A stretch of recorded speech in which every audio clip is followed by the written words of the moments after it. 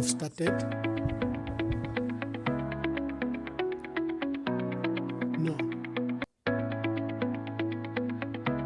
Let me check now. We are on. I'm just setting up the live stream.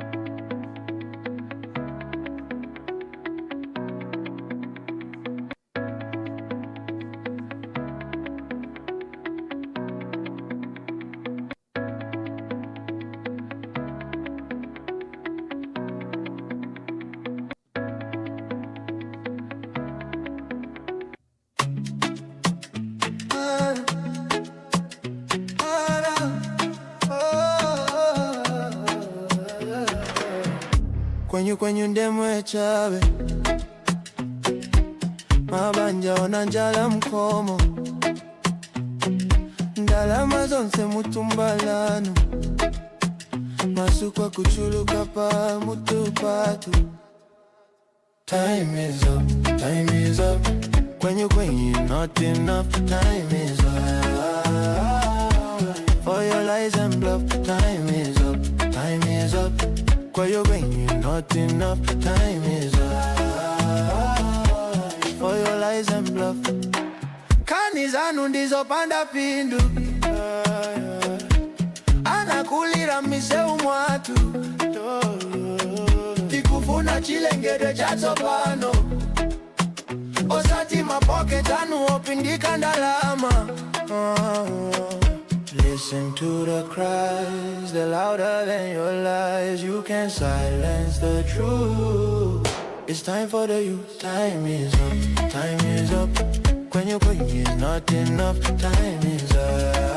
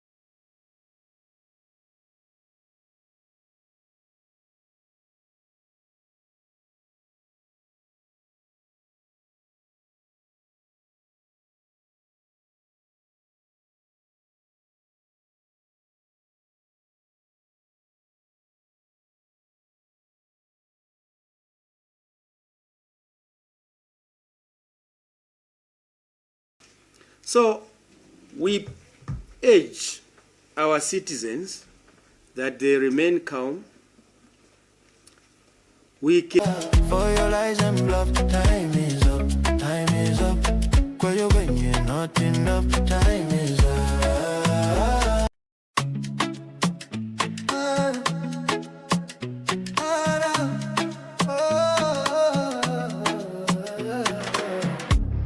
Kwenye ndemwe chabe mabanja ona njala mkomo ndalama zonse mutumbalano masukwa kuchuluka pa mutupatu.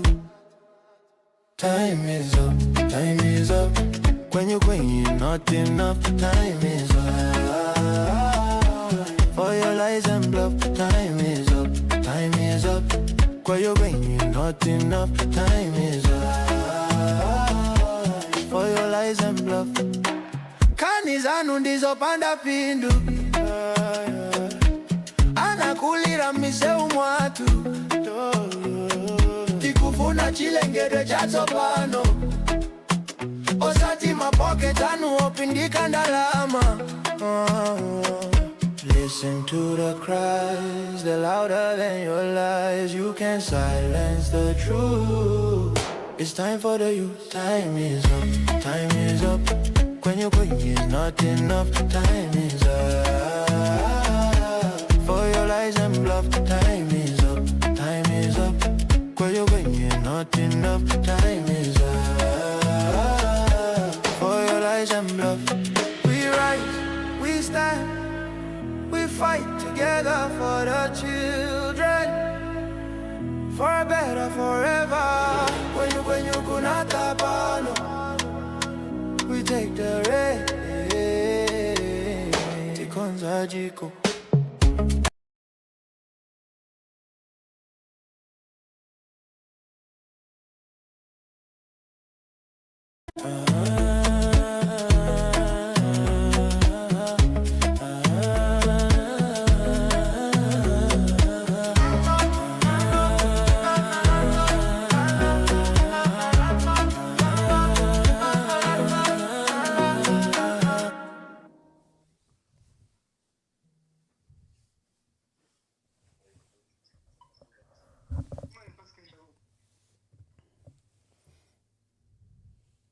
Yep.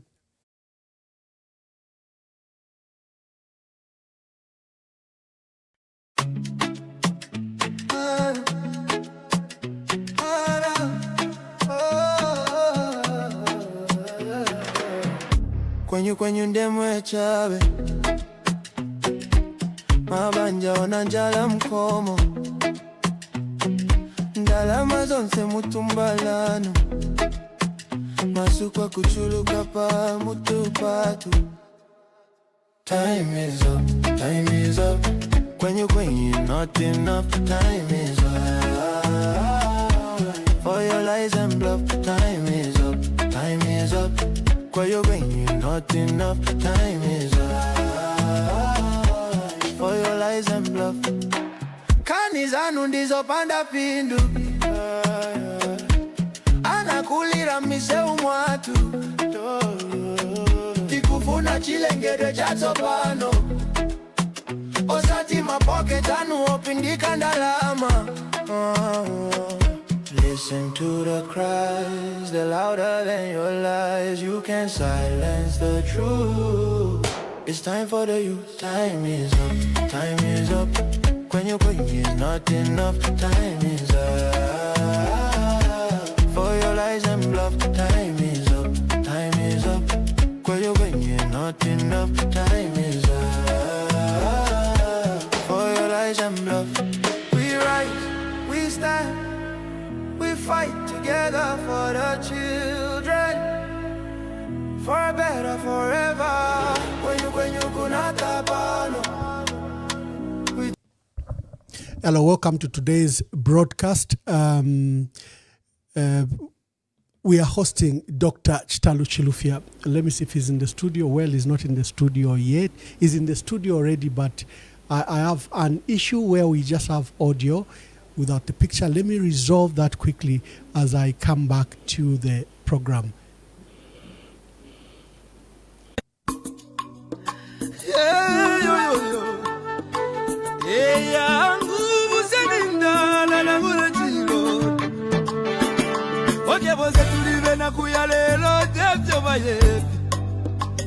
Amitapendwa ya vintu ifisumesyo kula kuivukisha kana depotimo wimbo wa temenwa katongi abazunga batita katongi nakula kuivukisha kateka kaibukubuna kapona neseko syove pamenso yangu abaume baya iyaba baume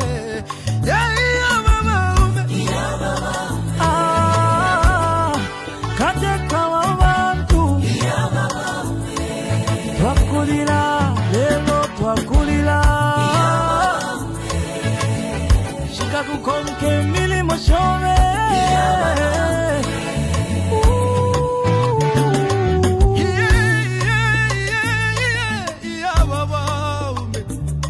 ale filamba yena minta pengosile eti kume mokula ndolola vale lilo wingi iseko wingi mwakwete iseso wingi mwakwete mwaya mwende wino tata wesu katusi muchi motege wali bomba kale lomba mwatu jatuleli lake Mwanga chiba penda upanga mwine moya mwine ide lalila yangu ya mama ala nacho mwabye mama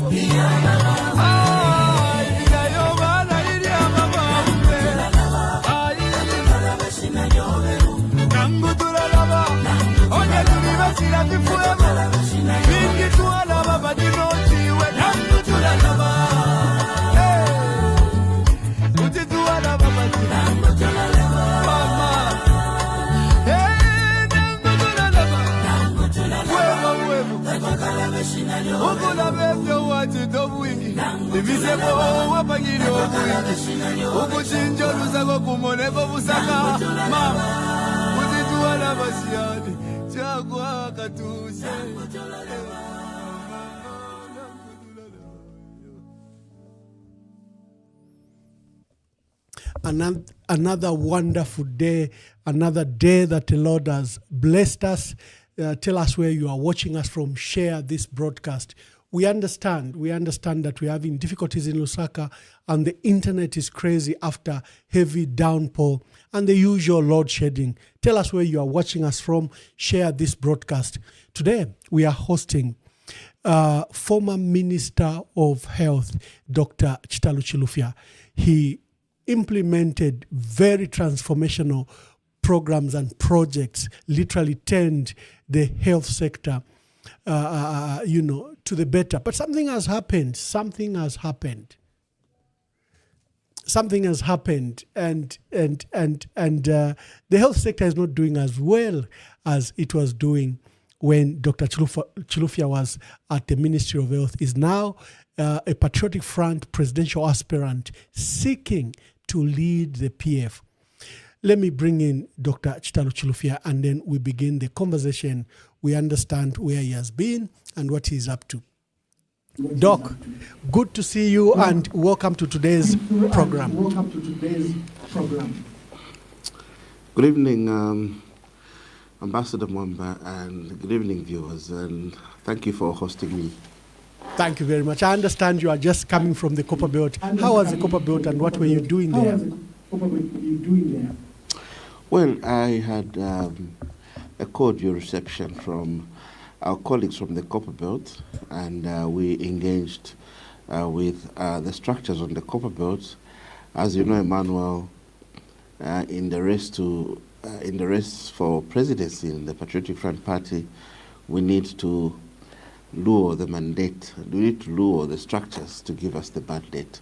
So I was on the Copper Belt to engage with the structures on the Copper Belt, and I think my engagement was rather positive. And I am confident that our team on the Copper Belt heard the message and will give me a positive consideration for the race. I'm not trying to threaten you. I know you're a candidate, but I'm just saying that, they gave me a positive consideration in my view. Wonderful, thank you. And what I love about the presidential race in the Patriotic Front is that it also acts as a way to reignite the party structures, bring life back into the PF. And people thought the party was dead, but from all your activities, it appears it is not dead. But we'll get back to that. The last time our country saw you, you were Minister of Health, vibrant, implementing projects across the country, introducing in Parliament and at Ministry of Health transformational programs. But before we get to that, just tell us briefly, who is Dr. Chitalu Chilufya? Thank you. My name is Chitalu Chilufya. I am a medical doctor by profession, and I am a public health physician and epidemiologist. I am married to Mtinta, and we have 5 children together. I am a member of Parliament for the people of Mansa Central, and I am a member of the Central Committee of the Patriotic Front Party. I've been a member of Parliament for 12 years plus, and during these 12 years, I served as Deputy Minister of Health under President Michael Chilufya Sata for about a year thereabouts, and I did serve as Deputy Minister of Health under President Edgar Chagwa. May their souls continue to rest in peace, for another 1.5 years. And I served as Minister of Health from 2016 to 2021. That's who I am. Oh, wonderful. Let's get to your work and eventual run into politics. You were a businessman and a renowned a doctor, but what brought you into politics? Well, Emmanuel, I should state from outset that I've been a medical doctor for 27 years and public health sector, and I have done a lot of work in the private sector supporting the government. And in my life, in my professional life, at UTH I served about 3 years. Then I went to work in Southern Province in Itezhi. I ran the hospital, I was medical superintendent, and before that I was actually working as a senior officer at Mose General Hospital. And after Itezhi, I became District Director of Health for Namwala. All that in 5 years. Then I resigned from government. I joined the US supported projects that were looking at health systems strengthening, and I was seconded to support government in strengthening health systems. So in my work as a consultant under USAID, I was positioned in Luapula province, and as I went around the province to mentor health workers, to restructure health systems, particularly clinical care and public health, I noticed that our people faced a lot of challenges, and it summoned all of us to leadership to help uplift our people out of the challenges that they were facing. And that's what attracted me to politics. And I thought that was the avenue we could use to help our people out of poverty and out of the many challenges that they faced. As I worked throughout Luapula, from Mirenge to Chiengi, I noticed our people were facing very basic challenges to do with inadequate access to health services. And I did notice that there was an opportunity with effective political leadership to address some of those challenges, because they spoke directly to key health indicators such as maternal mortality, child mortality, incidence of TB, HIV, malaria, and I noticed that we were lacking in strong leadership at grassroots level. And I thought I could participate in supporting our people, lifting them out of poverty by addressing social determinants of health through being their representative as Member of Parliament, lobbying for development for them, and ensuring that we channel resources in a strategic manner to address key determinants of health. So basically, I was attracted to politics out of the experience I gathered in my work providing public health services throughout the province of Luapula. Before that, of course, in Southern Province in Namwala when I was District Director of Health, and in Monze and Iteshteja. This rural experience really helped me develop a panoramic perception of what our sector in health was and what our people generally lived like.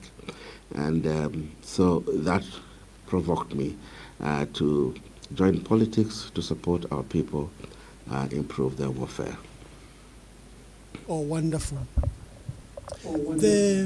Your journey in the health sector, you started as a deputy minister under President Michael Sata, I think, who had poached you, and you stood under Mansa Central when we lost the former Minister of Information at the time, Honorable Kennedy Sakeni. And you took off at Ministry of Health. I remember meeting you when your minister then was Mr. Joseph Kasonde. When you had an opportunity to lead the ministry, just tell us some of those transformational changes you did, because they were transformational in nature, other than the huge infrastructure projects that the party and the ruling party was rolling out. You played the central figure. Let's speak to that program before we see how we go about it. Well, thank you very much, Emmanuel, for that important question. Yes, I was appointed Deputy Minister the day I was elected as Member of Parliament for Mansa Central, taking over from the late Kennedy Sakeni. May his soul rest in peace. He was an elder brother who worked with me closely, and we had a very cordial relationship even before he died. And he is a man who left a blueprint that I just built upon in the constituency. Rest his soul in peace.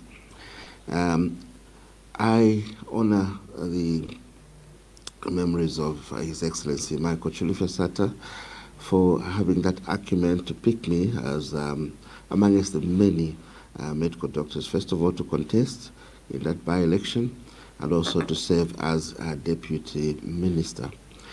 The late President Michael Chilufya Sata himself was a model Minister of Health, and I followed his work while he was Minister of Health. I was a medical student when he was Minister of Health, and he left a trailblazer of developments in the health sector. And so when he appointed me Deputy Minister of Health, I was motivated to, one, follow through his path, and secondly, also work under the tutelage of Dr. Kasonde Joseph, an authority in health systems, renowned authority in health systems, a gynecologist of international repute. So for me, when I served under him, it was a period of mentorship, a period of learning, and I was ready. When I was appointed to be Minister of Health by the late President Edgar Lungu, I was ready, and as I passed through the mill.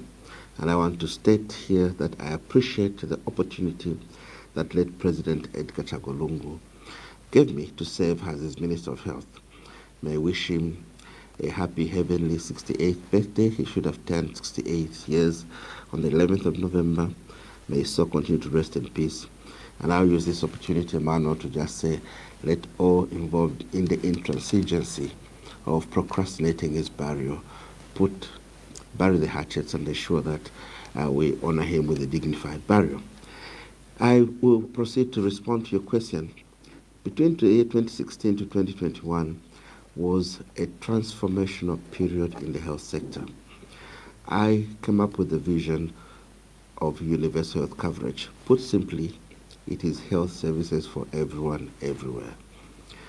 Having understood from a background the challenges our people were facing in the health sector, I was ready to craft a vision for the health sector, an agenda for the health sector to ensure service delivery for all.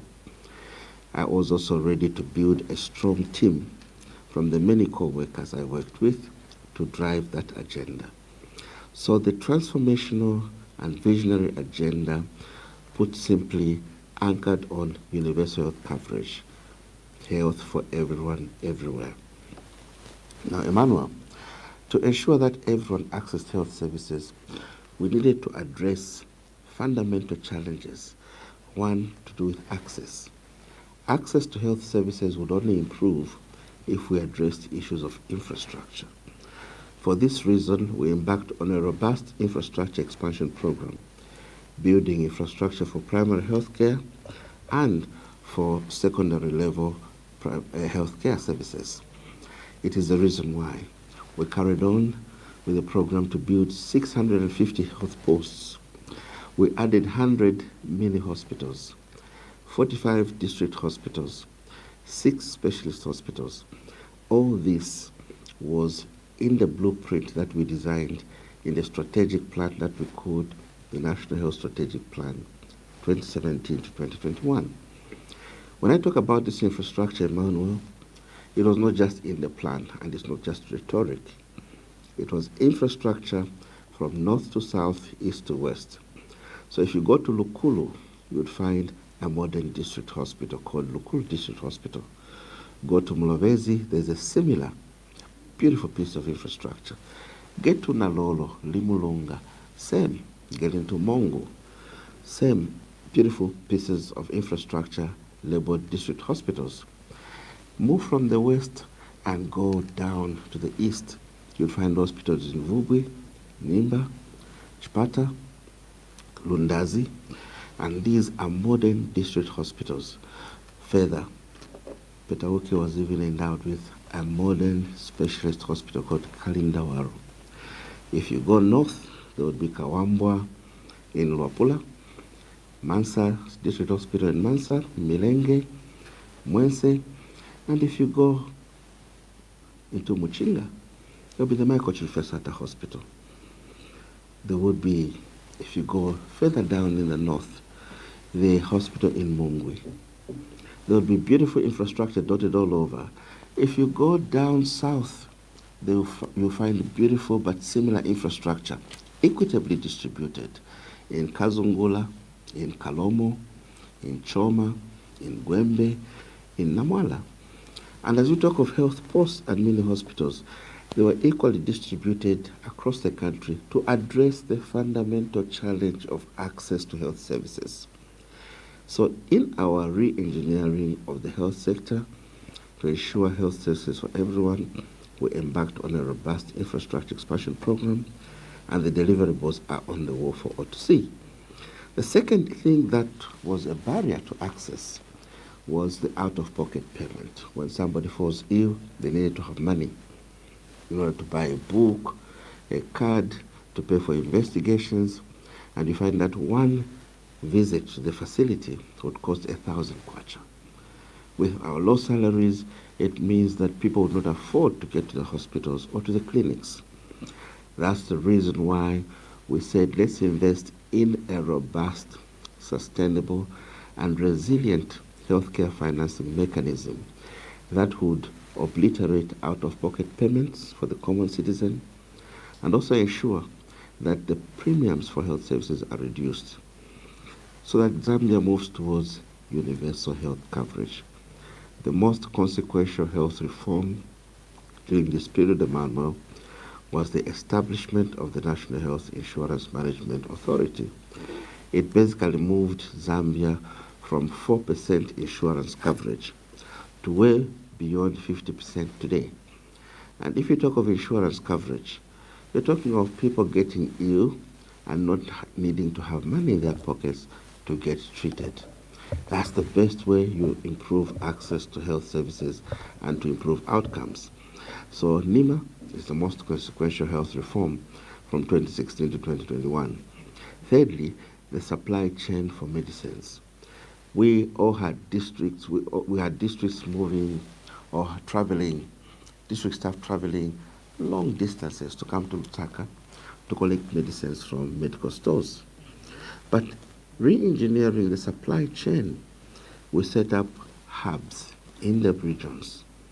There's a hub, the first one was in Choma, the second one was in Western Province in Mongo, and then we set up one in Chipata, one in Impika to cover Muchinga and Northern, another one in Mansa, another one in Lonsha to cover the Copper Belt. This collapsed the distance our staff had to move to collect medicines. It improved access to safe and efficacious medicines for our people. That was a very serious transformational move, and it really improved outcomes. Fourthly, Zambia had been battling epidemics of cholera. You've touched on a sore point, the issue of NEMA. It was such a transformational move, and like you are saying, it changed access to health from, like you've stated, is it 4% to 50%? That was a remarkable change. You've heard, I know you are still explaining, you've heard the criticism that NEMA is facing bankrupts. Others are even calling for its abolition. The private sector is frustrated because it owes them millions and millions of kwacha. As one of those pioneers of this access to universal health through NEMA, what has gone wrong? Just give us a view, because a lot of people are now frustrated with NEMA. Instead of being a solution, it's a pain to those suffering pain already.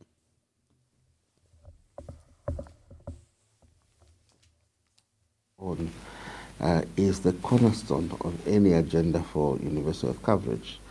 Now, Emmanuel, when the NEMA Act number 2 of 2018 was passed to establish NEMA, we had milestones that were set, and these milestones needed to be followed, and they were guided by actuarial assessments.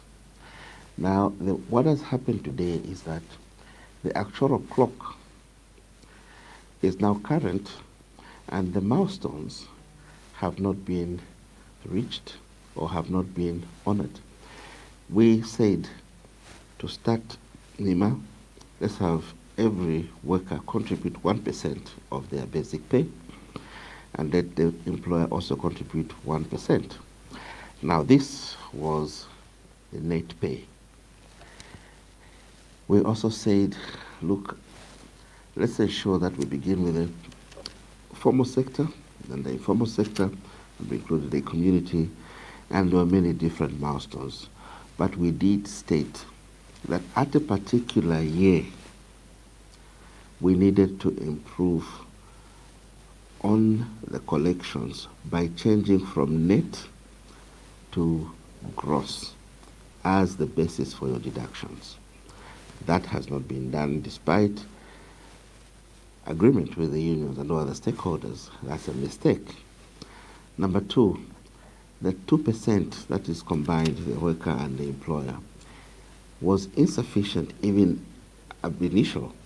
However, it was good for starting, and that was supposed to be improved. There were finance reforms that were supposed to be carried out in 2022. Beyond that, there were other milestones that should have been implemented as part of the actuarial evaluation. Now, what has happened is that despite the unions, the government, and other stakeholders, in the spirit of the tripartite council, meeting and agreeing to adjust the subscriptions to move from net to gross. Despite these agreements, government has not moved to come up with a statutory instrument to implement the agreements in the tripartite council. That is gross failure of leadership. NEMA today is facing insolvency because of gross failure of leadership. And it is important that NEMA today addresses the management and policy level inaction that has besieged it. If we do not act now, yes, NEMA will be insolvent. But then, why should we allow others to play midwife to the birth of a revolutionary intervention, innovation such as NEMA, and then allow others to certify it dead? We must summon all stakeholders to the table today and agree on how we need to move to resuscitate NEMA. The private sector may have had their own challenges as they were introduced, as they were accredited, to provide NEMA services. These challenges were not insurmountable. The private sector are a critical stakeholder in provision of universal health coverage. What is important is ensuring that there are controls. So NEMA needs to look back at the initial actuals, even the latest actuals. Look, the 2022 actuarial evaluation did state that NEMA would actually be insolvent by the year 2025 if we did not act in line with certain interventions. We ignored that. The actuarial clock has hit us now, and we want to be surprised that NEMA is almost insolvent. No. We need to address issues of leadership, policy, inertia. Inaction is what is murdering NEMA today. And NEMA must not die. NEMA has saved lives. NEMA has changed the way our people manage our livelihoods, in fact, manage their resources. Because in the past, people used to spend a lot of money out of pocket to seek health services. But because of NEMA, there's been that relief. The out-of-pocket payment is gone, the premiums have gone down, and a lot of people are able to access health services, both in public and private sector.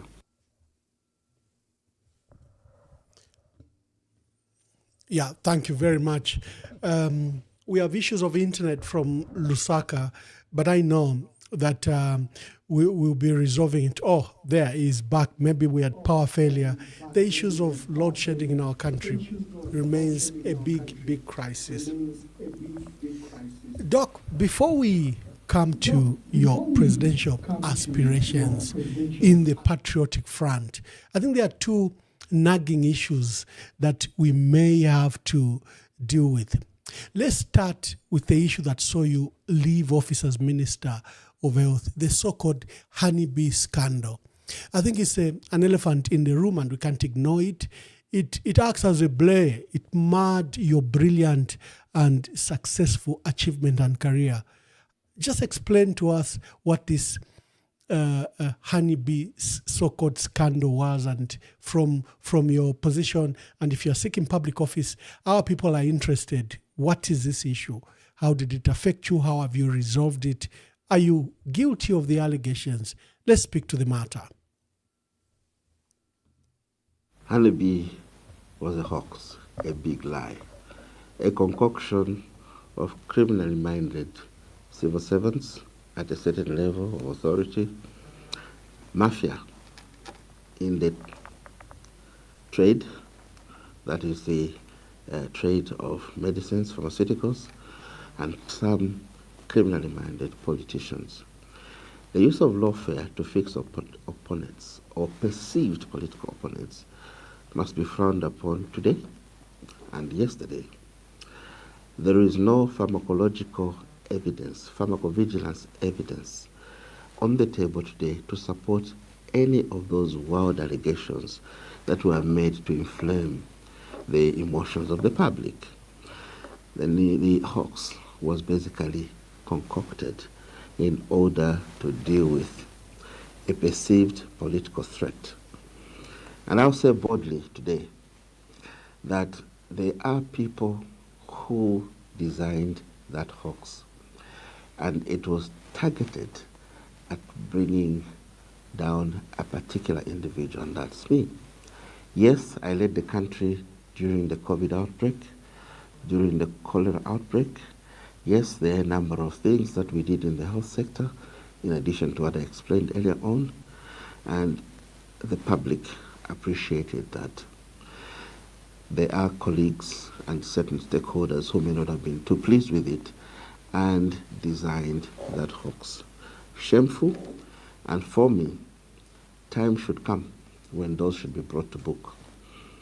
We cannot tolerate people sacrificing science at the altar of politics just for expedience. You cannot have technocrats paid to puncture condoms and put water there and then pick cameras from rogue media and then inflame the public with allegations of leaking condoms. Those must be brought to book. I am ready to stand before any court and ensure that all this information gets public on one condition, that any information that has been classified must be declassified. We do know that there were staff at ZABS who were paid to manufacture reports. Those staff even resigned. Their resignation letters are classified. They should be declassified. And we must ensure that all criminal elements in the civil service who served during that time and who are still serving are brought to book to ensure that they are brought to account, to book, for inflaming the emotions of the public just to deal with the firm of a perceived political threat. And I may be inclined to believe you that probably lawfare was used, because at the time I think the party was going to elections in 2021, and there were indications that the former vice president, Honorable Inonge Mutukwa winner, was not standing, and that President Edgar Lungu was searching for a running mate. Your name and other names of our senior leaders was in the basket. Probably you knew about it, probably you didn't know about it. Could this be the reason why this aggressive attack was made? First of all, we had COVID. And COVID was being addressed by presidents across the world. Only in Zambia did we see the Minister of Health to be the one giving those daily addresses and daily reports. There were occasions, very rare occasions, when the late president spoke to the country. And I personally criticized this internally and externally, that a pandemic of such magnitude should have been led by the president, but you became the face of it. Do you attribute that, and did you become a face of the COVID crisis by design? Did you steal the thunder and limelight from the president? How do you explain all this? Because shortly after that, then there was this great scandalization, great scandal of the honeybee, which even contributed to the party losing the election, because it confirmed what people thought were acts of corruption in the Patriotic Front. Just speak to that.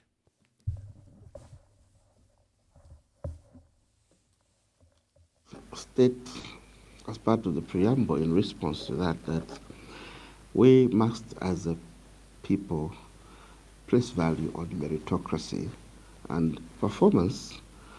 Good performance must be appreciated and should not intimidate anybody. Credit be given to the former president. He built a team that fought the COVID pandemic. Yes, I may have been the face. Yes, I had a very strong team, and we did understand that, look, in the face of that epidemic, we needed to balance protecting lives and also ensuring the economy didn't collapse. It was delicate balancing. It involved invoking serious measures, that had to achieve that delicate balance. Yes, there are people who went to authorities that be and said, look, because the Minister of Health is addressing the country on a daily basis, is the one running the country.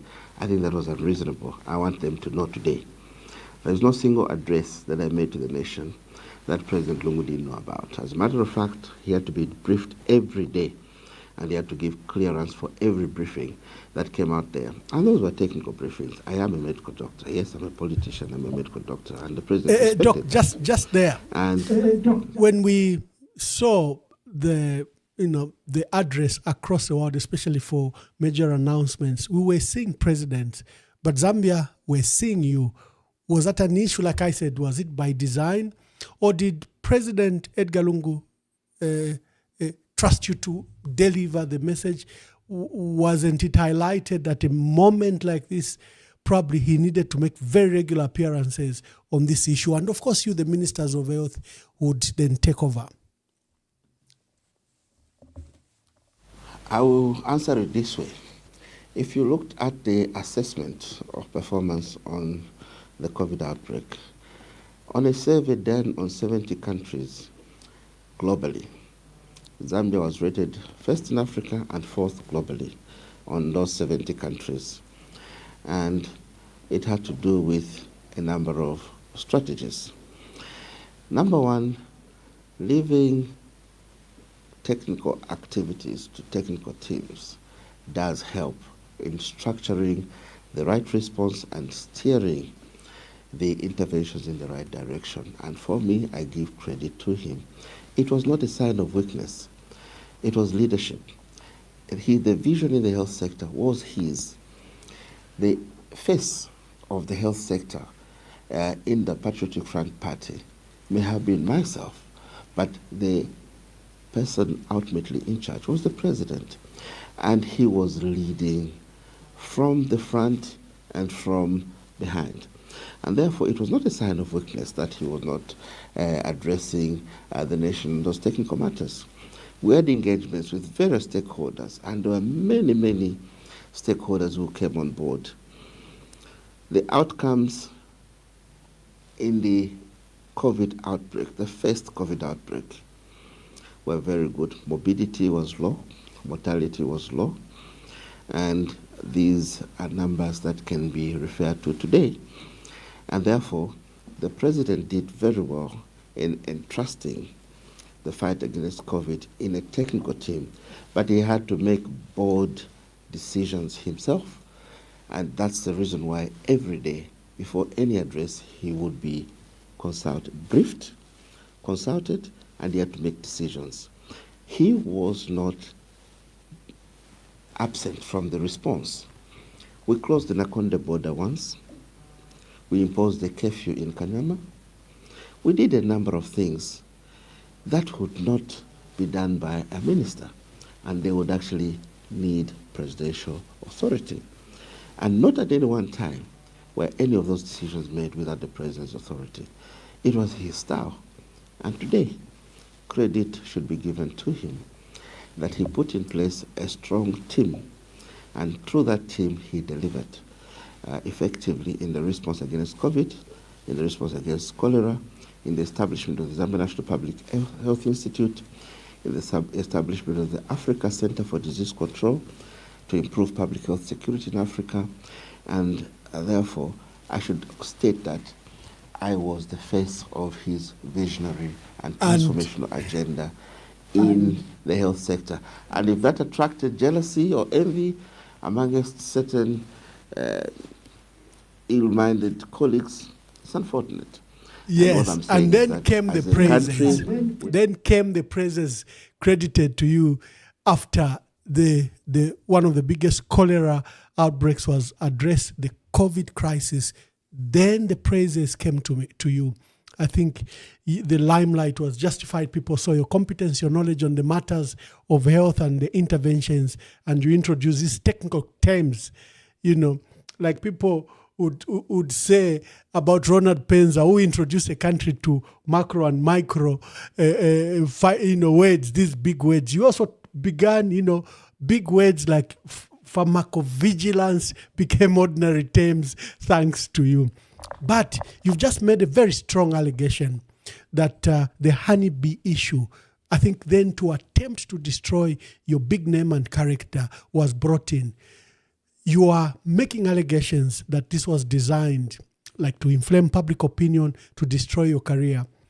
Are you sure about these allegations? Did people set out to set you up, make allegations, use institutions to make a scandal that was not? Just speak to this, because you've made very strong allegations about this matter. And I'll repeat, it was a hoax. This is the reason why, when the parliamentary committee sat to review the evidence on board, they made it very clear. There are no leaking condoms brought into the country. There are no expired drugs brought into the country. If you look at the pharmacological evidence that is examined, there is no outrageous evidence of pharmacological misconduct. What you see in regular pharmacological findings as you deal with regulation of medicines, you will not find anything that was outside that scope. So to criminalize pharmacovigilance is an assault on science, and therefore we should avoid using the law to settle scores. We should avoid adulterating science. We owe it to our future generations to be sincere and honest. If your challenge is about meritocracy or performance of individuals, deal with it honestly. But honestly, don't adulterate science to achieve political results. And I'm saying here, I'm repeating, it was a big lie, and the people that are behind it know it themselves. They have insight, and there are some that resigned. And if, as a nation, we're honest about it, we should bring out all these facts and bring the country to closure. There was no need to inflame the public about all these false allegations just in order to fix an individual. I am a certified medical doctor, well-trained. I'm a specialist, and I am responsible as a medical practitioner. I would never bring in expired drugs. I would never bring in condoms that would leak. That's an assault on my professional integrity, and I frown upon it, and I'll repeat it. You can do anything to attack me, but don't attack my professional integrity, especially with lies. Those were lies, and I'm ready to face anyone with evidence in court. Thank you. And like I said, that particular matter was so hot in the country that it's one of the issues that contributed to the loss of the PF. So you can imagine if it was done from inside, that it made everyone lose. You, the late president, and the party, among other issues. Doc, before I begin to open phone lines, you've chosen to pursue the presidency in the PF. Why? And why do you think we need a leader like you at the moment in the patriotic front? And just speak to that and your aspirations. Crossroads today of both challenges and possibility. The possibility is there for us to renew as a party, to have a renewal. We need a rebirth. We therefore need to invest in tested, transformational, and credible leadership that will steer the party back on its path that the fathers that founded this party believed in. I have decided to run for presidency, not for self-accreditation, but for service delivery, and beginning with the party itself, and hopefully with the nomination of the party for the Republican presidency. The party requires a major renewal, it requires to shift trajectory. The party is engulfed in internal wrangles. These are not insurmountable. These are matters that can be resolved as a family. And I believe that what the party is lacking today is credible leadership. It's leadership that can steer the party in a transformational path. I am offering myself to lead, to renew the party, to steer the party in its rebirth. And I'm saying I'm tested, I am transformational, I'm visionary. In Bemba, Emmanuel, we say, what I did in the health sector, I'm able to do in the Patriotic Front Party. I'm able to do in other sectors of energy, agriculture, water and sanitation. I'm able to do in all other sectors. There must be recognizable evidence of performance. For one to seek leadership, there must be a track record of recognizable achievements. And that's why I am here stating that at a time of public health war, I was available for leadership. And I did lead the country under the presidency of President Edgar Chagwa Lungu in the fight against COVID and cholera. I did lead the health sector in its broad transformational and visionary agenda, setting up NIMA, building infrastructure, setting up the first ever public medical university in Leavenworth House Medical University, establishing specialist hospitals such as National Heart Hospital, the Chitalu Hospital, the Kalindawar Hospital, building basic infrastructure dotted countrywide in Limulunga, in Nalolo, building mini hospitals in Sioma. I have footprints across the country, and my leadership that I am offering today in the PF party is tested, it's proven, it's transformational, and it is visionary. Lest we forget, there are many times that we were faced with many challenges, particularly in the sector I lead, and there is evidence supported by numbers that we succeeded. We reduced maternal mortality from beyond 500 to less than 100. We reduced child mortality. We addressed tuberculosis, and today Zambia is one of the few countries in the world that has attained the targets in epidemic control of TB. We've attained epidemic control of HIV/AIDS. We managed to wage war against non-communicable diseases, and we're on a path of winning. We just need consistency. All this is available evidence in the country cooperation plan with the World Health Organization. We have been through difficult times, and it's only been transformational, visionary, and tested leadership that has pushed us through. I am available to lead the rebirth of the Patriotic Front Party, the renewal, and I believe that value must be placed on transformational and visionary leadership. We must not experiment with leadership. And as a party, we need to embrace meritocracy. We need to ensure that we build teams that will be able to drive a national development agenda. We are able to build teams that will lead the translation of our natural resources into wealth. Zambia is endowed with natural resources, mineral wealth, land, water resources, wildlife, human capital. What we need is a transformational and visionary mindset that will translate this into wealth and distribute it to our people. We are only 20 million, and we have no reason to be a poor nation. We can succeed if only we decide to unite, pool our intellectual capacities, build the best teams, value meritocracy, come up with strategic, path-breaking ways to ensure that we uplift our people out of poverty. Let's have people-centric strategies. Let's look at our energy sector. We have plenty of water resources. We've got many other opportunities such as solar, coal, and we can address the issue of energy to power our sustainable development. We can translate our vast land resources into wealth, improving our food security. We can feed our people and beyond, the nation. We can afford to improve beneficiation in the mine sector and ensure that Zambians benefit more from their mineral wealth and ensure that we reinvest that money that we get from our minerals into social services for our people. There are many things that we can do. All this, I'm saying, is doable.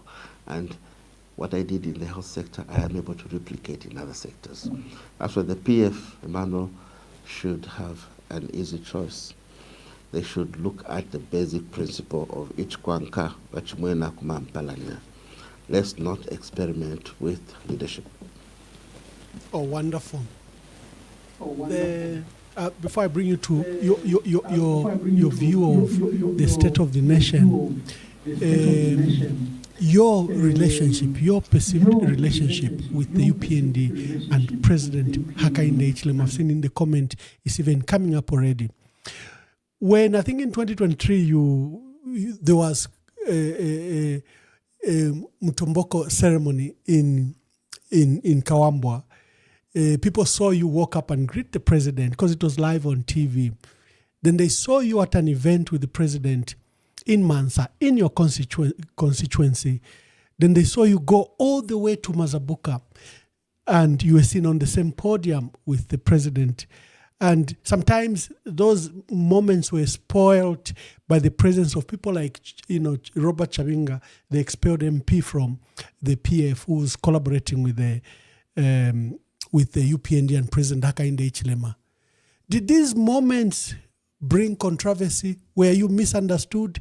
To what extent are you deemed to be, are you collaborating with the UPND and President Hakainde Hichilema? I thought I could bring this up, like you've properly answered the issues of honeybee. Maybe we put this matter to bed, then we come to the state of the country and I open the phone lines. I stated in my preamble that I am a member of Parliament of the people of Mansa Central under the Patriotic Front Party. I have never defected. Those that defected from the PF stated so. I was fired as a minister. I never defected. I was arrested. I never defected. There are people who were fired and they defected, and they were UPND. Some of them have even come back. So I am stating here that I remain Patriotic Front Party and I have never defected. I want to reiterate my belief in how we should live as a people. A member of parliament represents the interests of the people in the area of jurisdiction. They must lobby for development. They must engage the executive. To believe that, to create a scenario that as a member of parliament who is in the opposition, you would not engage the Minister of Infrastructure in order to lobby for a road in Matanda is not correct.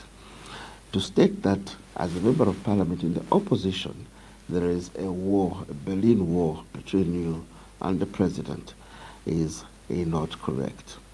Now, let me quickly talk about the instances that you've spoken about. Yes, there was a Mtomboko ceremony. I attend a Mtomboko ceremony every year for many years, unless there is, I'm out of the country or any specific activity that I've been assigned to do or I'm indisposed, I attend the Mtomboko ceremony. That the head of state is coming to officiate at the Mtomboko ceremony will not stop me from going to the Mtomboko ceremony. That the head of state is present at the Mtomboko ceremony will not stop me from paying courtesy on the president when he is there. That it does not mean a defection. It is called respect for leadership. It is called courtesy. Look, if we are going to tell our future generations that the democracy we practice is that there are big gaps, there are big wars between those in the ruling party and in the opposition party, and they should never greet each other when they meet at common functions that unite, then we're going to split this country. This country should combat regionalism, tribalism, and must address matters of unity practically. And therefore, to accuse a member of parliament of defection because they have been found in the same traditional function of the president is not appropriate. And talk of the Chabuka ceremony in my own constituency. If the Chabuka ceremony is held in Vapula, in Mansa Central again next year, and the president was to come to officiate, I will not run away from the people of Mansa Central because I'm avoiding the president. It is a traditional ceremony that should unite all of us. That does not amount to a defection. If you talk of the Mazabuka incident, yes, the Mazabuka incident was misunderstood totally. The Mazabuka incident was not a UPND political event for the UPND president. The Mazabuka event was a celebration of 60 years of existence of a major corporate entity in Zambia called Mazabuka Sugar Company. And they invited various stakeholders, including the head of state. And if you ever bothered to look at the program, there were very critical activities. Launching of an outgrower scheme for a significant number of citizens within Mazabuka there. That would change the lifestyle of many. That would be a benchmark for any forward-thinking citizen where they're coming from. There were lessons shared in corporate management, how Mazabuka reached where it was. Of course, Mazabuka has changed ownership over, Mazabuka Sugar Company has changed ownership over many years. So the invitation to Mazabuka was not the invitation of a politician to a political event.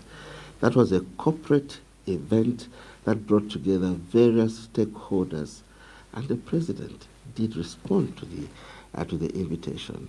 And I belong to the National Assembly of Zambia. It is of interest, you must that you know, Emmanuel, that at Parliament there are committees that are led solely by the opposition. PAC is led by the opposition, looks at ministries. Committee on Local Government is led by the opposition. It looks at councils.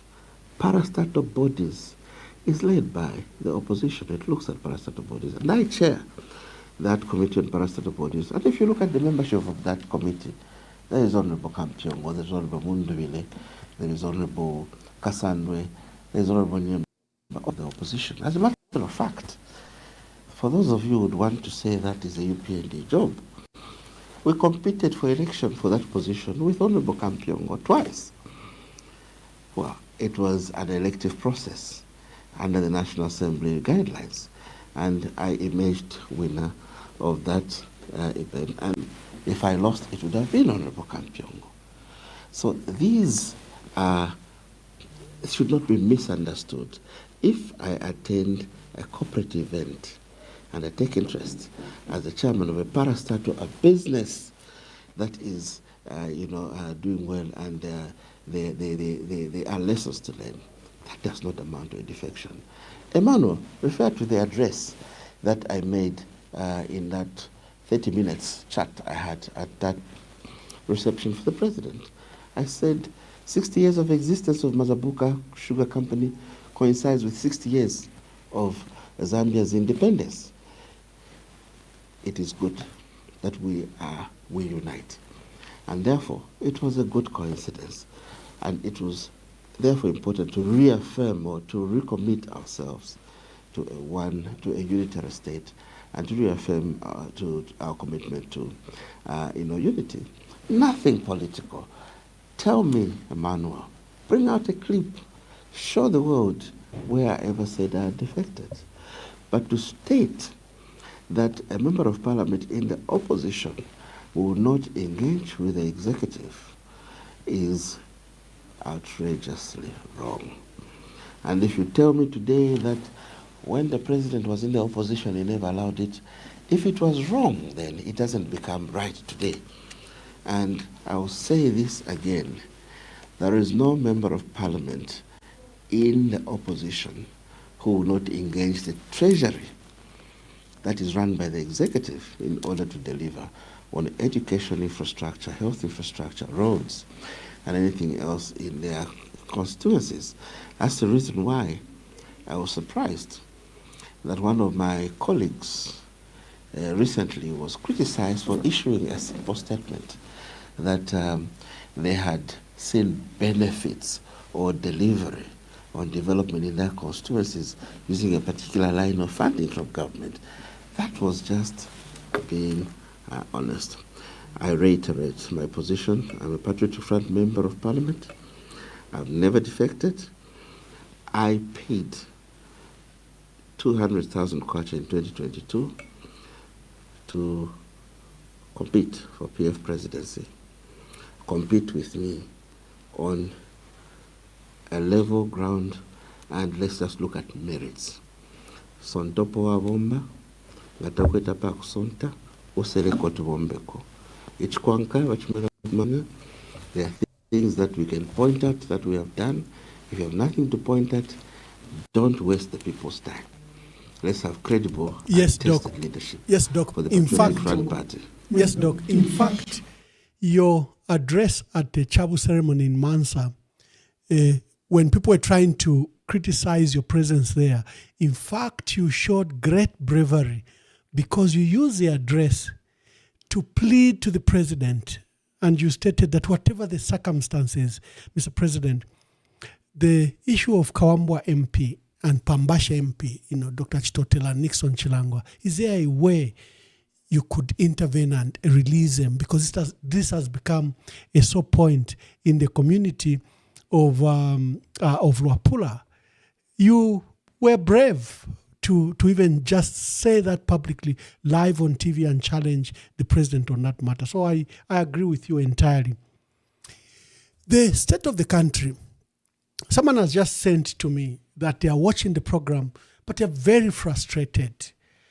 Look, we're receiving ZESCO just 2 hours. And sadly, because it's been raining, we don't have enough batteries charged because, those are depending on solar to charge the battery, and they don't have enough power. And this subsequently also affects communication networks because they can't be on standby forever. Most of them use solar, and they also run down, and hence we have poor network across the country. This is just a symptom of one of the challenges that this government has faced that has made Zambians look to the opposition for a solution. What is your review of the state of the country? G is an enabler. If you look at even the Sustainable Development Goals, you see a convergence of the various SDGs around energy. If you improve energy in a nation, you'll be able to power industrialization. You'll be able to power health services.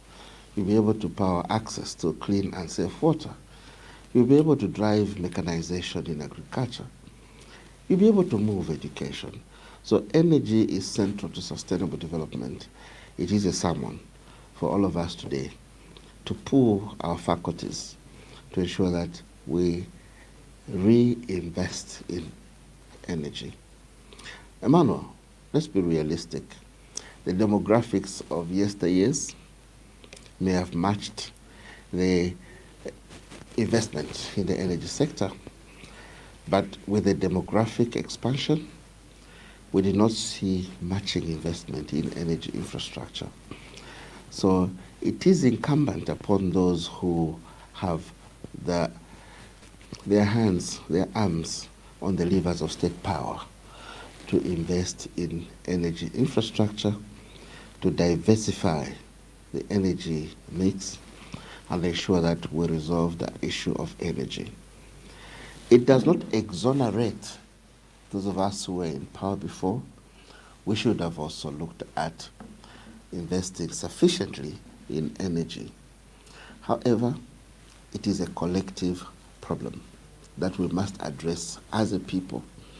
We must look at the various solutions that are on the table. This is a sermon to all the technical authorities. Let's look at accelerating towards a time when we can have, an energy mix that brings in solar power, coal-powered electricity, hydropower, and we have so many waterfalls in the country. And if we didn't invest yesterday, it's time now to forge strategic partnerships to invest in energy. It is an enabler. And yes, our people will be frustrated with load shedding. There are these small-scale businessmen, some are just barbershop owners. They will not be able to do their work without power. Some are welders, they will not be able to do their work without power. Even in homes, it's difficult to study for the children living without power. So it is a collective challenge that we must address as a people. It is an emergency we must face. And I'll state here, yes, there is a huge challenge to do with energy, and government, charged with the responsibility to manage the affairs of the nation, should lead transformational and visionary strategies to ensure that they lift us out of the energy crisis of today, notwithstanding the fact that we could have done better previously in investing in infrastructure for energy. Indeed. In fact, there's a good report. The peer found a big challenge in the energy sector. They only found 1,600 megawatts installed capacity, and they ramped it up to 3,400. All the investment that was done in mini hydro from Kawambwa, Mpulungu, and to the big ones like Itejteji, then the Kariba North Bank and Kafue Gorge, which was the biggest investment of about $2.1 billion. So there was that jump from 1,600 megawatts to 3,400. And at least they began to roll out solar, Bangweulu and the other one, but it was only about 94 megawatts. And it's good that probably this government has begun to expand.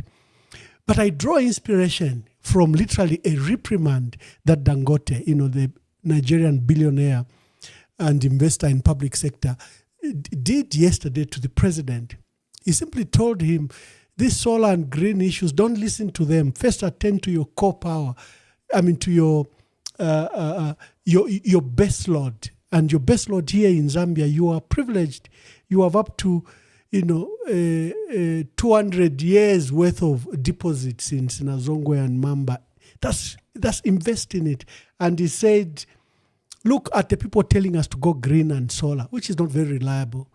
They themselves are using more coal than us. And he gave an example of Germany, which is using more coal, and they're importing it from South Africa than South Africa is using on its coal. In fact, there's a big rollback on South Africa that it should move away from coal.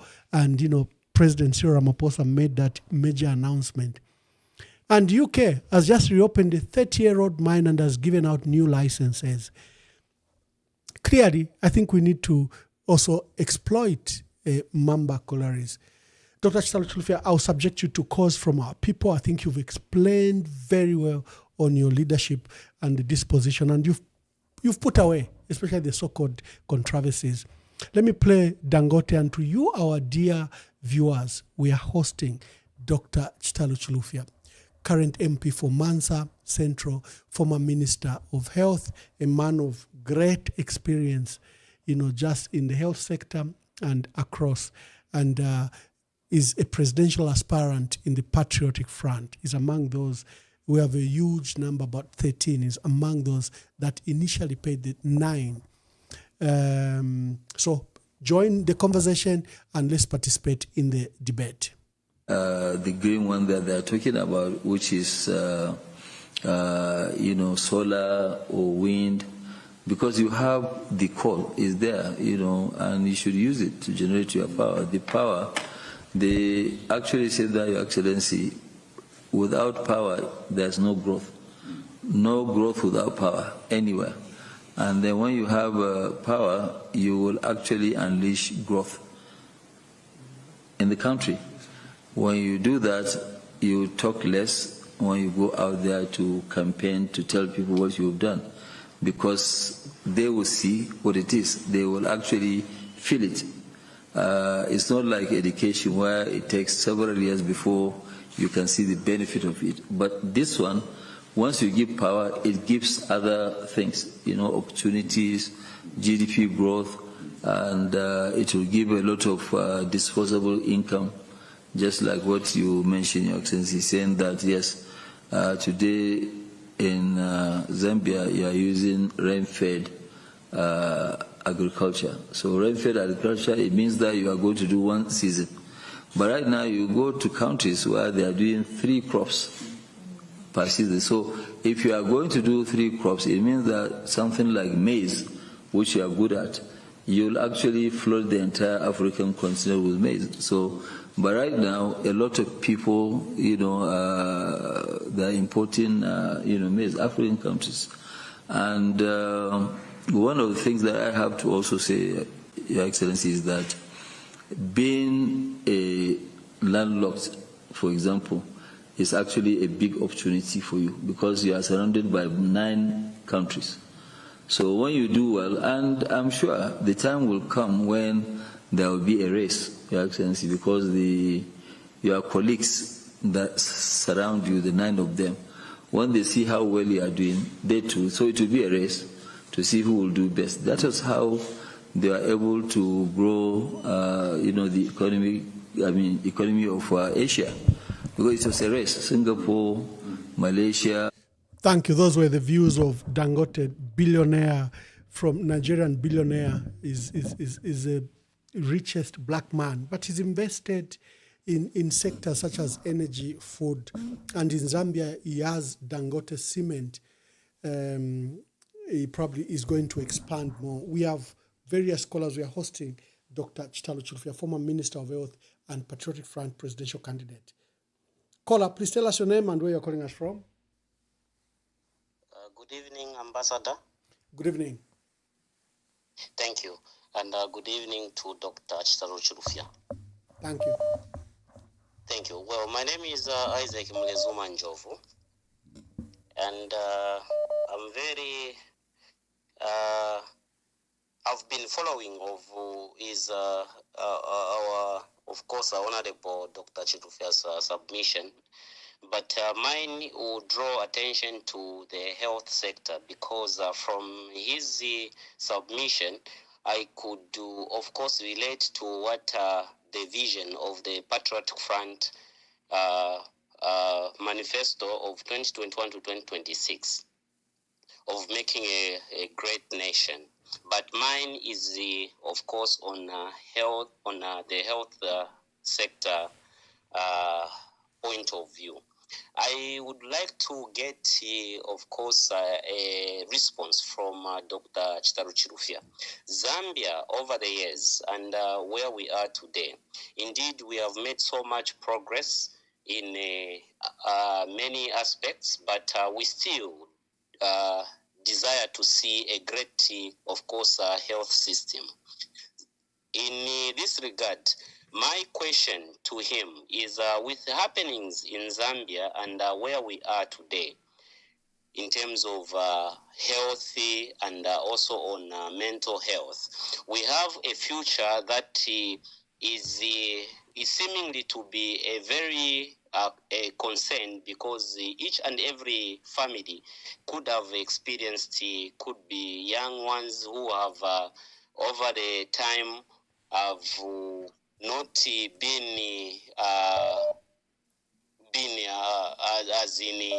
as in presenting themselves to be an answer or a solution to a future, but induced into could be drugs and everything, but also losing the focus and in absence of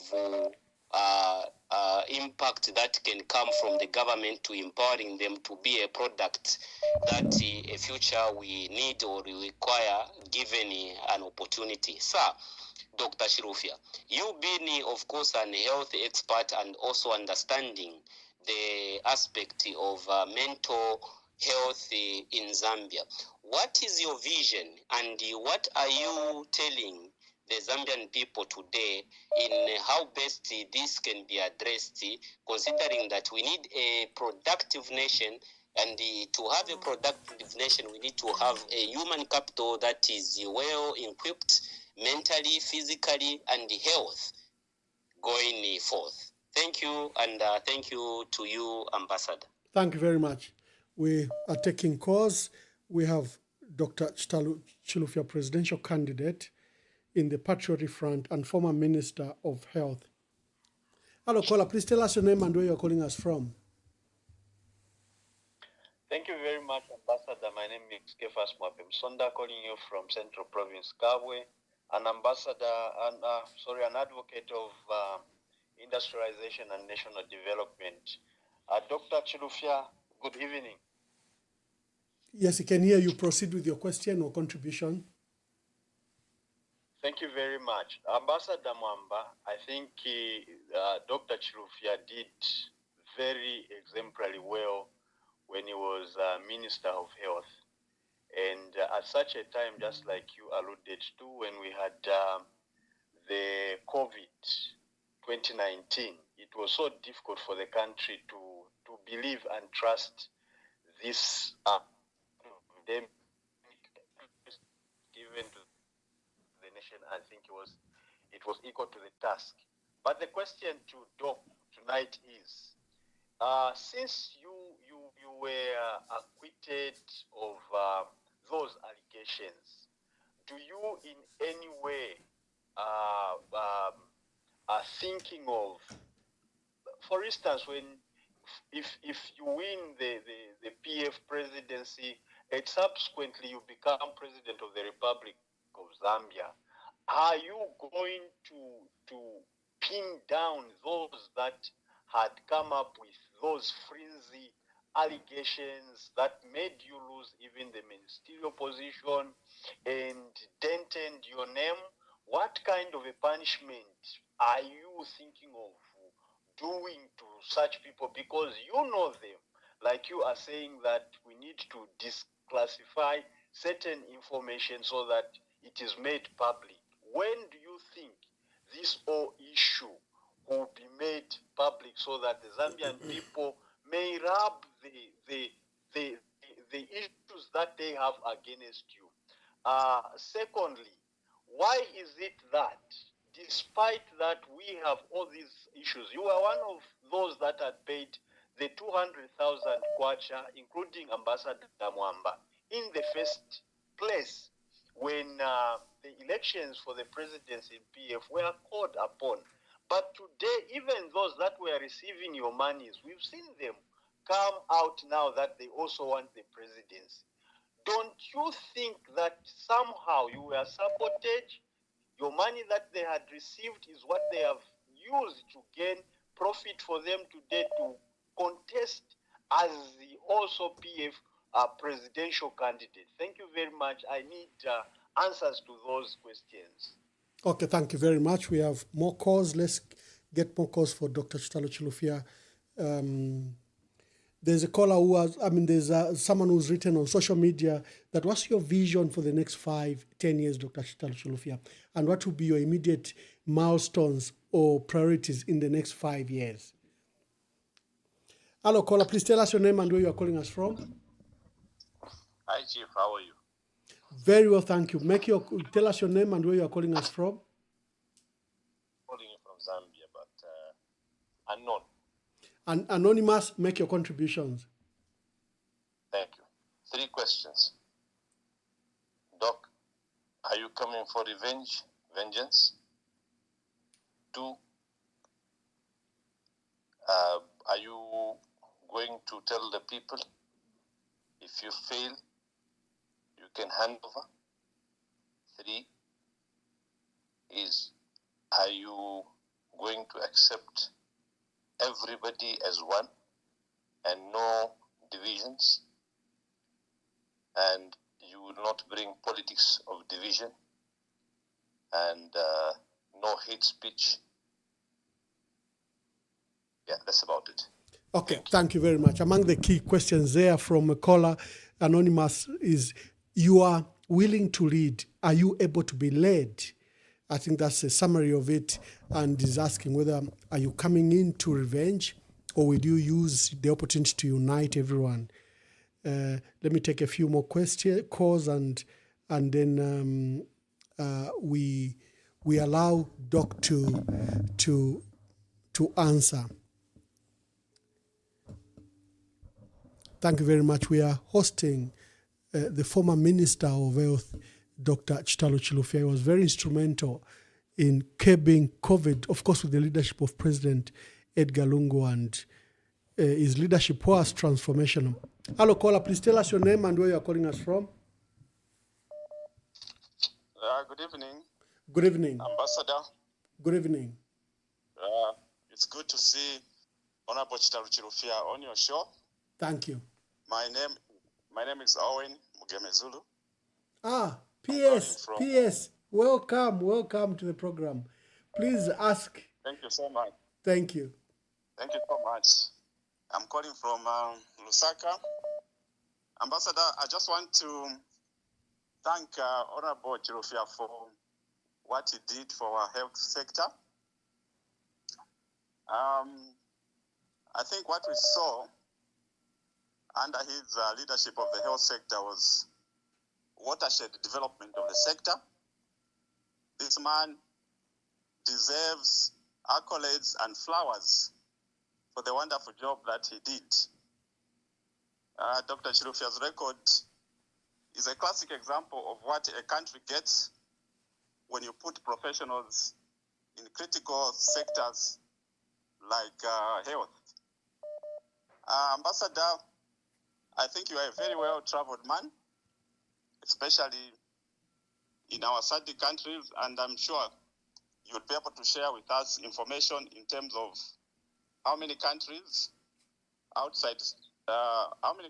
SADC outside South Africa that can boast of the health infrastructure that the man that you are featuring this evening left in our country.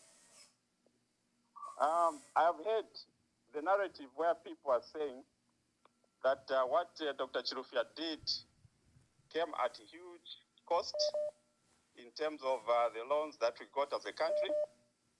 But Ambassador, I think my question to those that bring this narrative is whether we would be able, whether there's a country in the third world countries, or rather in the third world, that can manage to put up such massive infrastructure using annual budgets. And I actually enjoy this discussion myself vis-a-vis what the UPND government is doing, because they are also borrowing.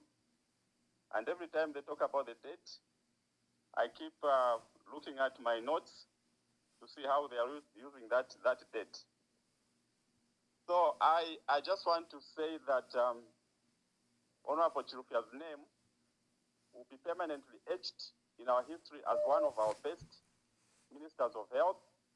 And I know that there's a lot that will be said about,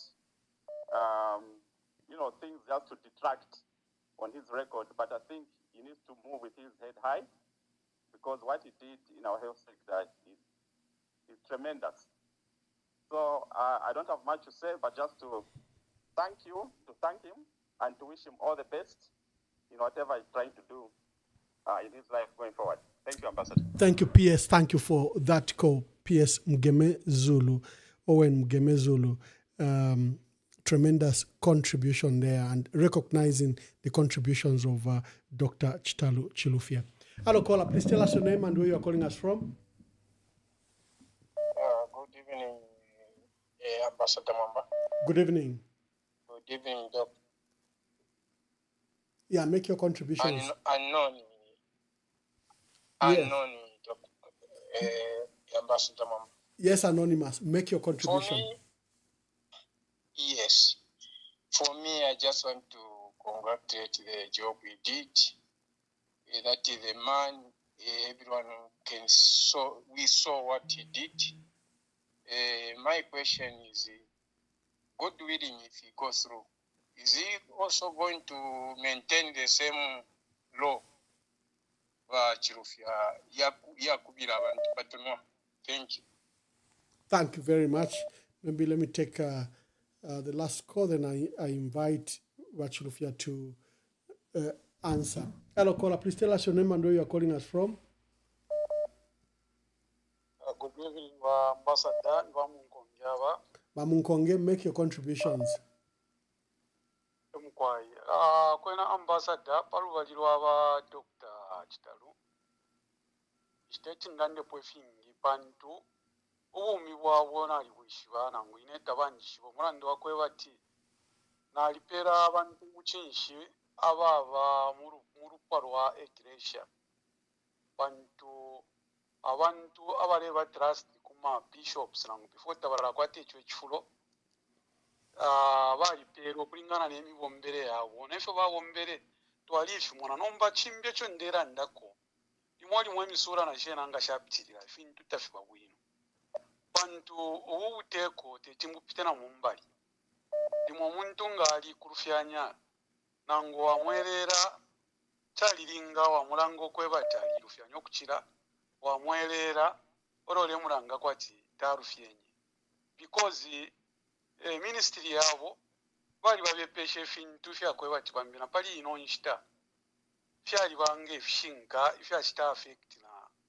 PF yonse PF government lero aba bantu bali shibiko kwebati ba PF government bali fyabalala chapalire mulamu government mwali abantu abale bomba against development ya PF government pakwebati barabambi lese mu buteeko nomba ipo balisa mu buteeko olo bafira okukita ekintu kiri kyonse apana pena nishina bena po bafuire bayima pasweka ukusoza ku bantu mwe bantu fira mwamufuire fyaso fyali fyabufi aba bantu ekyo balefu yakwisa pa kifulo n'obufi bwali muri ifi nefi kira kiputulwa amabufi yonza abantu bakitashani bayishi babantu fe balirira ba PF tekweba ati babalirira ati ba PF babuhere pantu abepesha obufi abantu abashinikisha ati bufi ikirenga mulando wakweba ati abantu life baleikala like kutina pera example kuma farmers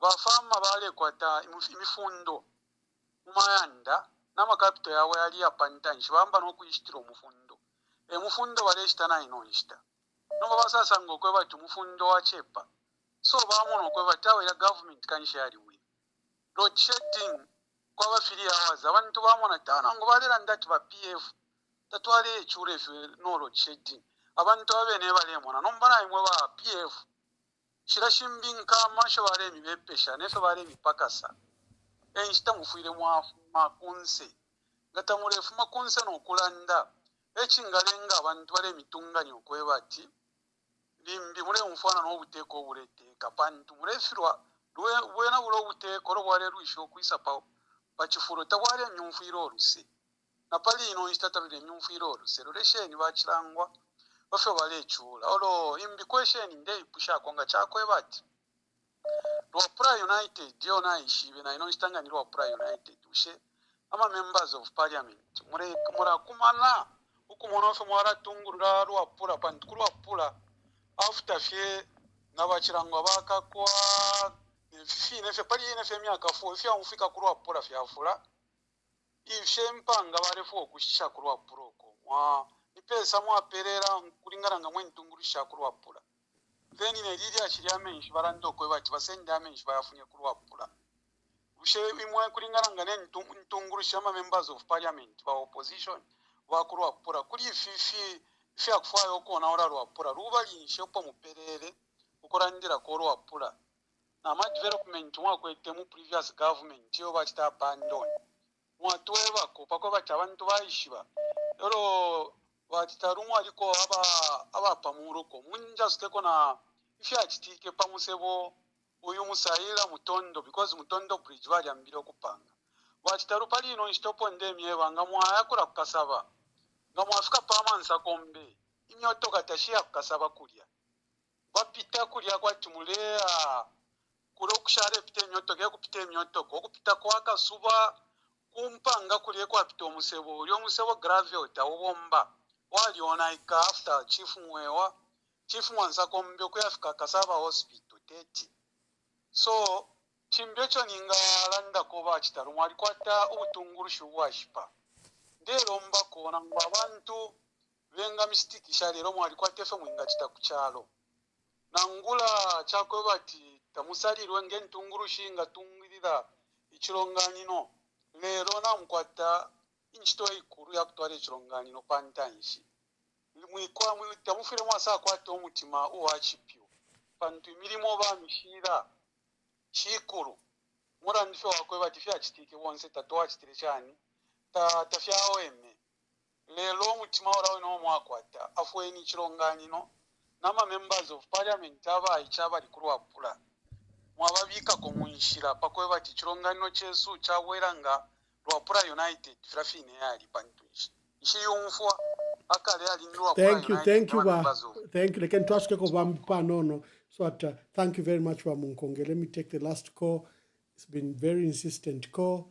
Hello caller, please tell us your name and where you are calling us from. Hello, good evening. I am Teddy Mwamba calling from Lusaka. Teddy, make your contributions quickly. Yeah, well, I'd like to commend the Dr. Chilufya because he left visible works that we are able to see today. And we thank him and what he did for the nation. So what we are saying, we don't only just to stop where our predecessors left, because, you know, the Western world, they have about 300-year program. Those who leave office, they continue from there. And the nation population is growing, so we don't need to stack ourselves and start thinking about where we are going to go. Currently, we have seen people sleeping on the floor at UTH. This is the common thing in all these mini hospitals. So what we need to do going forward is to do mini hospitals in all the urban wards, even in rural wards, so that health coverage reaches to main areas. So thank you, Dr. Chilufya, for the great works you did. And Emmanuel Mwamba, the ambassador, thank you very much for enlightening us for what is going on in the nation. God give you grace. Thank you very much. Let me bring Dr. Chitalu Chilufya to answer this question. Doc. Let me begin by thanking all the callers for the kind words of encouragement and appreciation for the service to the nation. I thank PS Zulu, I thank the anonymous callers, and I thank all the other callers for the kind words of encouragement. There are issues raised by anonymous callers. Am I ready to be led? Am I going to be vengeful? Number one, I am a Christian. Vengeance is for God, and I will have no time in position of power to start revenging on anyone. The judiciary is our last bastion of hope, and politicians must not be seen to be interfering in the administration of justice. And if a justice is being administered, that should neither be misconstrued to be vengeance, as long as there is no will, there is no interference from politicians. That must be frowned upon. I am not a vengeful person, and vengeance is for God. But I shall not hesitate to point out that it was extremely unfortunate for those tenderpreneurs, for those senior civil servants and envious politicians to connive, to come up with big lies, to inflame the emotions of the public. That must not happen again, and I am hopeful that with our judiciary as the last bastion of hope, we should be able to put these matters to rest. Am I ready to be led? I believe in respecting the will of the people. And I will present myself to the people, to the structures, as an aspirant for leadership. And I will make it very clear, as I am now, that I am ready to lead, that I possess the necessary credentials, I have the necessary experience, and I have served at critical levels of governance. And I must reiterate my position that to aspire to lead, one must have recognizable track record of past performance. We cannot just become. We must have evidence of what we have done in the past, and we must also ensure that as a team, we are honest with ourselves and be able to respect each other's abilities and disabilities.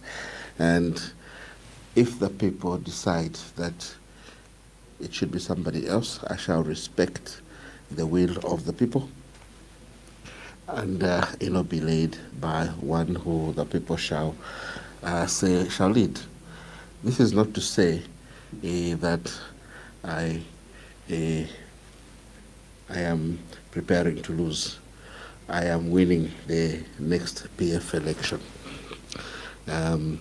Secondly, there was a question on the issue of unity in the country. What has been happening? Like I've said before, I believe in a unitary state, and I believe that Zambians, led by politicians, must unite the country. We must ensure that we do not focus on anything that promotes regionalism, tribalism, and any other form of discrimination. Zambia is a land where everyone should be seen as an equal. There should be equality of opportunity, there should be fairness, there should be social justice, and unqualified commitment by all of us to democratic ideals. We must invest in strong democratic institutions that assure delivery of social services to all the citizens. I will state again that we are a party of hope, and we are ready as a party to build internal consensus.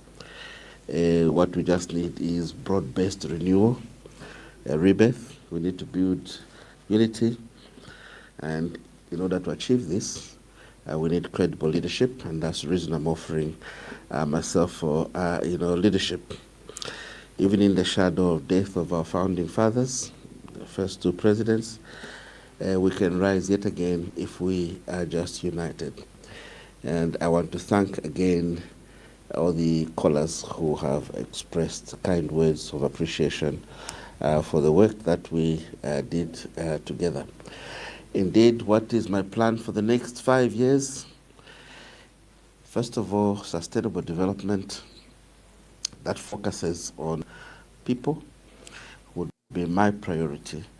We would be focusing on ensuring that we build a team that would drive an agenda to translate Zambia's natural resources into wealth and distribute this wealth equitably. Would promote strong institutions of governance, of democracy, and ensure that there is a country where everyone has an opportunity, there is equality of opportunity and fairness. And we must also state that the priorities that shall be set out shall be solely people-centric and shall be structured in such a way as to ensure that sustainable development is assured for our people. We are a land of promise. We are 20 million people, well endowed with natural resources, with strategic transformation and visionary leadership, which I'm ready to provide. Zambia is able to reach its target of becoming a prosperous nation by the year 2030. Thank you, Doc. Before I ask you to say your last remarks, Father Pombo from Italy is a senior leader. Will allow him to ask you whatever question. Father Mwansa Pombo from Italy. We're just about to close the program, but your remarks or questions to Dr. Chitalu Chilufya will form part of the last cause, or exactly what we fear. We could be losing power because of this load shedding. But Father, ask your question as I try to get Dr. Chitalu back.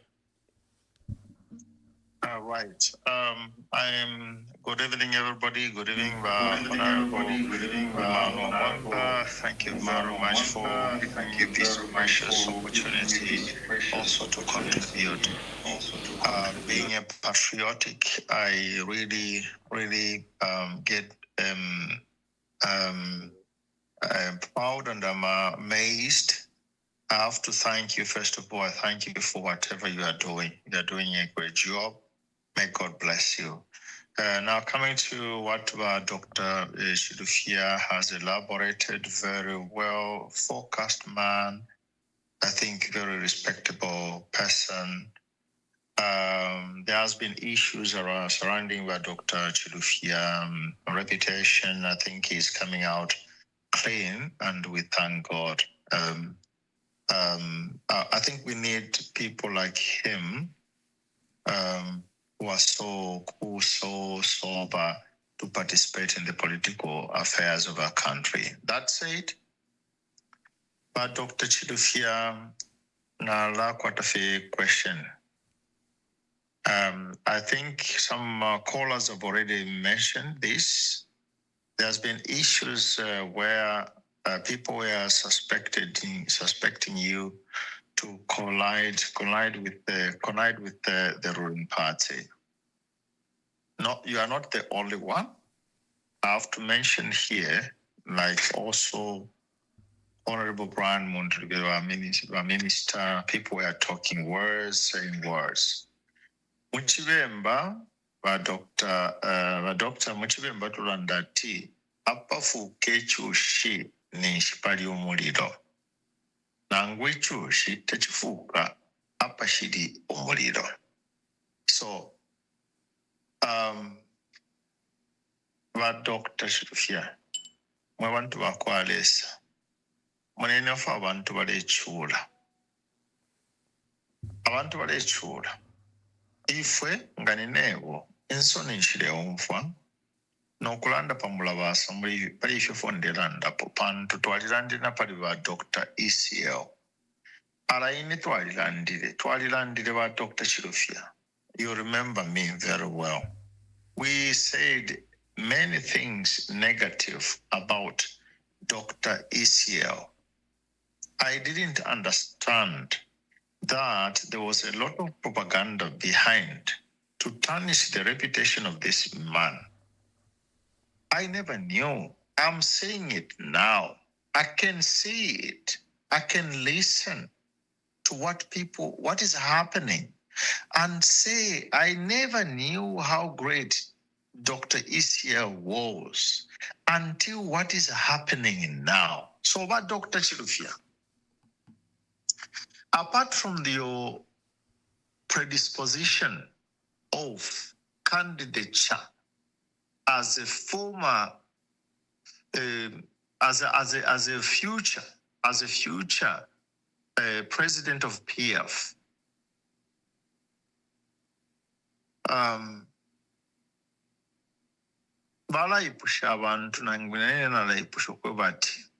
how can you guarantee the people that tomorrow you are not going to betray them by falling eventually in alliance with Haka in the Chilema? It's the same thing that people are asking with Honorable Mundubile. I respect all of you, myself. That's my position. I respect all the candidates, and I would love you to go and compete because competition is healthy. So I respect all of you as candidates. Nomba, shirefo kupita mumbali na nguku fisa nshike umuto wandi mumuchanga nga ostrich ekimubiri kyonse nakishala kunsi oku bati akamutweka yashikwa mumuchanga ine ndefo okwise pano n'okumipusha ba Dr. Chilufya. What is your word to the Zambian people that tomorrow you do not betray the PF and to form an alliance with President Hakainde Hichilema? Thank you very much. Thank you very much.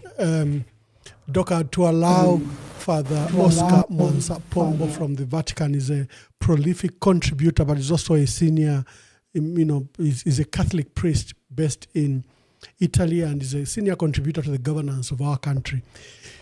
What will be your last word? I think we've had a wonderful podcast where you've clarified all these issues, but you can use, for purposes of emphasis, you can use your closing remarks to answer to some of these issues. And I'm glad that despite the load shedding in Lusaka, despite the lack of power, we've had very good numbers. So thank you to our callers and thank you to all you dear viewers who, whatever the challenges they're throwing at us, and this being a Friday, you still turn up and follow the podcast. God bless you and thank you for that. Let me bring in Dr. Chitalu Chilufya to make his closing remarks and answer some of the issues that have been raised by Father Pombo. First of all, let me appreciate, Father Oscar for his, contribution. The tone, I must confess, sounded like the Chilapilo. But Father, I want to assure you that I have a lot of respect for the church. It's a moral voice for the people, and all those charged with the responsibility to govern the people have an inescapable duty to listen to you, because you only speak on behalf of the people. You mean well, and what you say will be a guide to us. And in my view, it is my practice, I must state, that forging partnership with the church is a very huge investment in good governance, because that's the moral voice, and they speak for the people, and you mean well. And I appreciate the feedback that you are giving. Mutwafwe washifwe, twalikuwa tuwafya mufikansa fya chalo, twalikuwa telingi abanesu mukufaya okuchinga abanabo okulabo mfya propaganda nalimo okulayila mfya nokuma nemboyo okulabo mfya propaganda. Mutwafwe mutukule bashifwe gafilafili natulondola pakuvala abaya ku PND, abaya ku FDD, abaya ku Citizens First, abaya kuma parties yambi ayapusana valia ine shaya nangukumo. Despite the adversities that I have faced in the party, I have not moved. Bashifwe, I can only assure you that the people that gave me the mandate to represent them shall never be let down. And what I stand for is what the people say. So I hear your wise counsel, and I cannot say more than, add more than what you said. All to say is that our role as politicians is to represent the views of our people, and that's exactly that I commit to represent the people honestly and to ensure that their interests come first. And that's the reason why I'm saying, Bashifwe, that as I aspire for leadership, I will be focusing on a people-centric approach and ensuring that anything that we do is service delivery oriented. Yes, many say you've been quiet, and the reason you've been quiet is because you have moved. No, watila tululo lwa mwipi kubangirira abepi bali bangirira ile ba Emmanuel ndi mtali ewe na ambireret, but on a lighter note, and all I'm saying is I am available to lead the party in the renewal process to ensure that we build internal consensus. We need that broad-based renewal. We need a rebirth as a party, and we need to ensure that we sit and overcome whatever internal challenges we face and offer the Zambian people an alternative. As we do all this, let us remember that we have a duty to unite as a people across the political aisle and ensure that even in our politics, we do not denigrate or disintegrate the nation, but ensure that we focus on development and uplifting our people out of poverty. So I want to thank you, Emmanuel Mwamba, for the opportunity to appear before this show. And I will conclude by saying that I have decided to run for PF presidency to offer that tested leadership that can transform the party and what I've done in the past should be the guiding light as to what I would do with the party and with the nomination of everyone at national level. So I am looking forward to the date when we hold this competitive program and ensure that the party succession comes to closure. Thank you. Very much. Thank you very much, Dr. Chitalu Chilufya. There you are, viewers. We had another exciting program. I brought Dr. Chitalu Chilufya here to sell himself, to allow you to know him. And I've seen a lot of comments from our viewers. They're saying Zambia and the Patriotic Front are such a reservoir of leaders.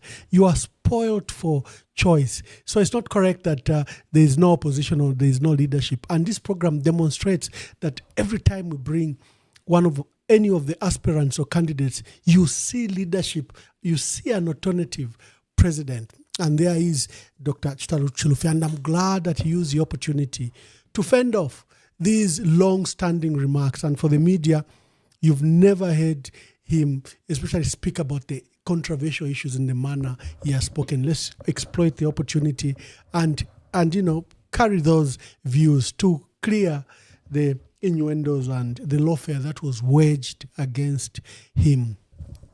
And to our faithful viewers, we have another big show on Sunday. We are hosting a power team, Dolika and John Sangwa. They come to your show. How are they doing after John Sangwa formed the movement? How are they doing when another presidential candidate in Dolika Banda joined John Sangwa? How does a guy from finance and another one from the issues of constitutional governance, how are they gelling? How are they now looking forward to growth both in the opposition and to challenge President Hakainde Hichilema? So we have a special interview where we have a double header, as we call it, and we'll have Dolika Banda and John Sangwa in one studio, and they'll be with me to discuss the prospect of their movement and the future of their movement in the opposition and in challenging President Hakainde Hichilema. God bless you. God bless our country, and shalom, shalom.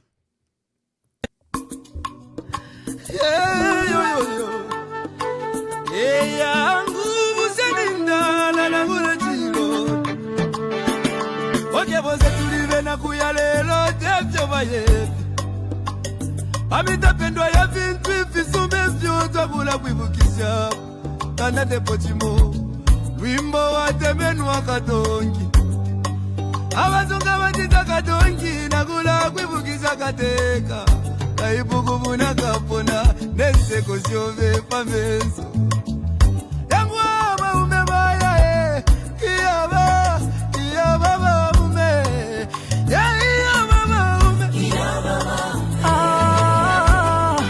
Kateka wabantu Twakulira, lelo twakulira